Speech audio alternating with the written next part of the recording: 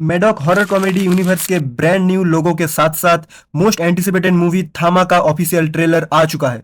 इस मूवी में हमें Ayushmann Khurrana as Alok, Rashmika Mandanna as Tadaka, Nawazuddin Siddiqui as Yakshasan and Paresh Rawal as mister Ram Bajaj Goyal के कैरेक्टर में नजर आएंगे। तो ट्रेलर के शुरू में रश्मिका नवाजुद्दीन को बोल रही है कि तुम वेताल हो, पृथ्वी और इंसानों का सुरक्षा करने के लिए तुम्हें बनाया गया है। तो इस बात से हमें यह पता चलता है कि मूवी में वैम्पायर को वेताल कह के बोला जाएगा। और मुझे जो लग रहा है कि रश्मिका का जो कैरेक्टर है तड़ाका, वो बहुत साल पहले अपने वेताल प्रजाति के लोगों के साथ मिलजुल के रहता था और उन प्रजाति के एक थामा यानी कि लीडर टाइप का कुछ हुआ करता था। पर यह कैरेक्टर कौन प्ले करेगा वो ट्रेलर में अभी तक रिवील नहीं किया है। माइट भी रश्मिका खुद ही थामा की बेटी हो सकती है।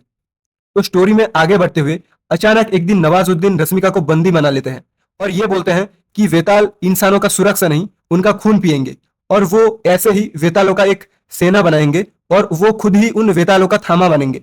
तो आई थिंक इसके बाद वेताल प्रजाति के बाकी लोगों ने उनके थामा के साथ मिलकर देवी माँ की पूजा की और एक जादुई बेड़ी या फिर जंजीर के माध्यम से नवाजुद्दीन को बंदी बना करके एक गुफा के अंदर कैद कर लेते हैं। और ये जो स्टोरी है वो हजारों साल पहले का टाइमलाइन पे चलता है एंड आई थिंक उसी टाइमलाइन पे आयुष्मान भी वेताल होंगे एंड रश्मिका से प्यार करते होंगे। पर किसी कारणों की वजह से आयुष्मान मर जाते हैं और हजारों साल बाद उनका पुनर्जन्म होता है, पर वेताल नहीं, इंसान के रूप में।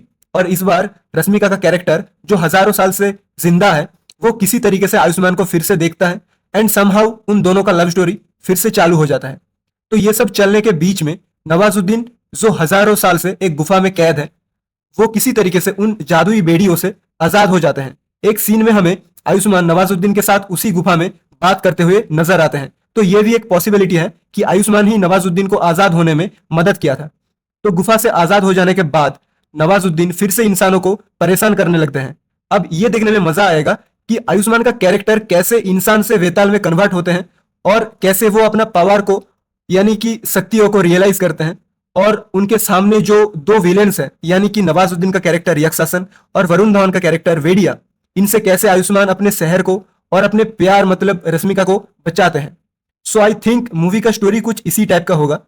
बाकी ट्रेलर में overall most of the scenes are good, comedy portions अच्छा है। ट्रेलर में दो जगह पे मीम्स का इस्तेमाल हुआ है, एक है डेम्यून ग्र और दूसरा है लप्पू सा सचिन। आई थिंक मूवी में ये सब और भी ज्यादा होगा। ट्रेलर में लाइटिंग और साउंड डिजाइन बहुत बढ़िया है, एक प्रीमियम क्वालिटी फील कराता है। स्कैरी सीन्स भी देखने में अच्छा लगता है, पर वीएफएक्स थोड़ा सा बेटर हो सकता था। आई होप मूवी आते आते ये बेटर हो जाएगा।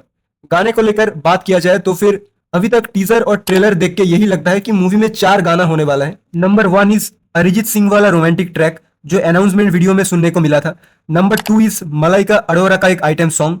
नंबर 3 इज नोरा फतेही का एक item song and number 4 is Ayushman and Rashmika दोनों का एक डांस नंबर रहने वाला है मूवी में। मैडॉक हॉरर कॉमेडी यूनिवर्स का बात किया जाए तो थामा मूवी में वेडिया का कैमियो को लेकर ऑडियंस के बीच में काफी ज्यादा एक्साइटमेंट है।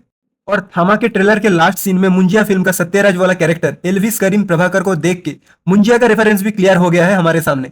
पर स्त्री का कैमियो होगा कि नहीं होगा उसे जानने के लिए हमें मूवी को देखना पड़ेगा। तो मैंने पहले से टीजर और ट्रेलर के हर एक फ्रेम्स और शॉट्स को काट के उनको फिर से एक दूसरे के साथ करेक्टली एडिट करके अपनी तरीके से मूवी के कुछ सीन्स को एक्सप्लेन करने की कोशिश की है और इससे टीजर और ट्रेलर की ब्रेकडाउन भी हो जाएगा।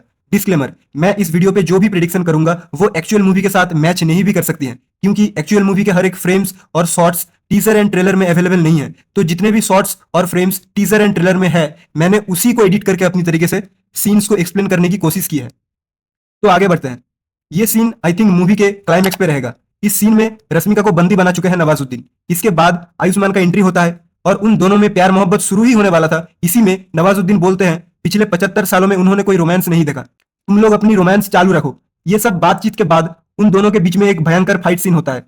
ये सीन प्रेडिक्शन करने का मेन सोर्स है, हर एक फ्रेम में आयुष्मान सेम ड्रेस पहना है।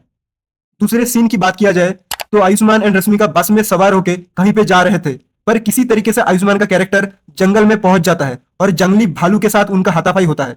इस सब के बीच में रश्मिका भालू से आयुष्मान को बचाता है क्योंकि उसके पास वेताल की शक्तियां मौजूद होती है, पर यह नहीं पता चल रहा है कि वो शक्तियां दिन के रोशनी में एक्टिवेट कैसे हो गया। तो इसके बाद उन दोनों के बीच एक रोमांटिक ट्रैक चालू हो जाता है और उसी सेम दिन को रात में आयुष्मान फिर से कहीं पे जाने लगते हैं और जाते जाते रश्मिका को ये बोल जाते हैं साथ में मरने का मेरा कोई इरादा नहीं है, साथ में थोड़ा जी लेते हैं। नेक्स्ट शॉट में आयुष्मान को कुछ वेताल अपने कंधे पे उठा के उनके जगह पर ले जा रहे हैं और उसके ठीक अगले ही शॉट में आयुष्मान और नवाजुद्दीन वो हजारों सालों पुरानी गुफा में बात करते हुए नजर आ रहे हैं। नेक्स्ट शॉट में रश्मिका आयुष्मान को बचाते हुए जंगल के रास्तों से चले जाते हैं। ये वाला सीन प्रेडिक्शन करने का सोर्स है आयुष्मान हर एक फ्रेम में सेम कपड़े पहने हैं। तीसरे सीन में परेश रावल अपने बेटे का शैतान होने की कंप्लेंट लेके पुलिस स्टेशन तक पहुंच जाता है और उसके बाद पुलिस आके आयुष्मान को इंटरोगेट कर रहा होता है एंड ठीक उसी के बाद आयुष्मान और रश्मिका के बीच कुछ कॉन्वर्सेशन होती है एंड नेक्स्ट शॉट में हमें आयुष्मान एंड रश्मिका दोनों एक साथ नाचते हुए नजर आए। उसके अगले शॉट में बड़ी नाखूनों वाली लड़की गाड़ी के स्टीयरिंग पे हाथ रखती है। मे भी ये रश्मिका नहीं है, कोई और है। नेक्स्ट शॉट में उसी गाड़ी का एक्सीडेंट होती है और कुछ सेकंड बाद वही एक्सीडेंट वाली गाड़ी से एक लड़का बाहर निकल के कोई गोडाउन जैसी जगह में एक इलेक्ट्रिक बॉक्स से जाके टकराते हैं और ये सब आयुष्मान पीछे से खड़े होकर देख रहा था। और अगले ही शॉट में उस गोडाउन जैसी जगह में आग लग जाती है और उस सीन में रश्मिका को देखकर आयुष्मान चौंक जाते हैं। ये वाले सीन प्रेडिक्शन का भी सोर्स है आयुष्मान सेम कपड़े पहने हुए नजर आ रहे हैं। चौथी सीन में आयुष्मान के शहर में कोई दूसरा वेताल का एंट्री हुआ है और वो काफी शक्तिशाली है, पर ये कैरेक्टर कौन है वो रिवील नहीं हुआ है। उसके साथ आयुष्मान का फाइट होता है और रश्मिका उस फाइट में आयुष्मान को बचाते हैं। ये वाला सीन प्रेडिक्शन के सोर्स भी आयुष्मान के कपड़े ही है। पांचवी सीन पे आयुष्मान कोई ब्लड बैंक में जाकर खून पीने लगते हैं और पीछे से परेश रावल ये सब देखकर चौंक जाते हैं और इसी सीन में आयुष्मान के साथ भेड़िया के एक खतरनाक फाइट होगा। छठी सीन में कुछ वेताल अपनी जगह में काली मां की रूप लेके किसी को मार रहे हैं। सातवीं सीन में आयुष्मान अपनी शक्तियों के बारे में पूरी तरीके से जान गए हैं और उसी चीज का प्रैक्टिस कर रहे हैं और इसी दौरान जब आयुष्मान एक बिल्डिंग से दूसरे बिल्डिंग में जंप करते हैं तब सामने वाली बिल्डिंग में रश्मिका नजर आ रहे हैं। आठवीं सीन में अगर आप ध्यान से देखो तो ये दिखेगा कि कोई चेन से बंधे हुए आग के ऊपर खड़े हैं। आई थिंक ये सीन 1000 साल पहले वाले टाइमलाइन पे होगा एंड ये चेन से बंधे हुए आदमी माइट भी आयुष्मान का पिछले जन्म वाले कैरेक्टर होंगे। लास्ट में ये दो वेतालों के लाल आंखें हैं। राइट साइड में तो आयुष्मान का आंखें हैं, पर लेफ्ट साइड में जो लड़की का लाल आंखें हैं वो किसका है, रश्मिका का या फिर किसी और का? ये जानने के लिए आपको और मुझे 21 अक्टूबर को ये मूवी देखना पड़ेगा। आदित्य सरपोतदार की ये मूवी है। उम्मीद रखता हूं ये मूवी अच्छी हो। तो इस वीडियो में इतना ही था। आशा करता हूं ये वीडियो आपको पसंद आया होगा और बाकी क्या करना है आप सबको पता ही है, तो कर दीजिए like, share, comment and most important subscribe. मिलता हूं नेक्स्ट वीडियो में, तब तक के लिए स्टे विथ अनदर फिल्मी।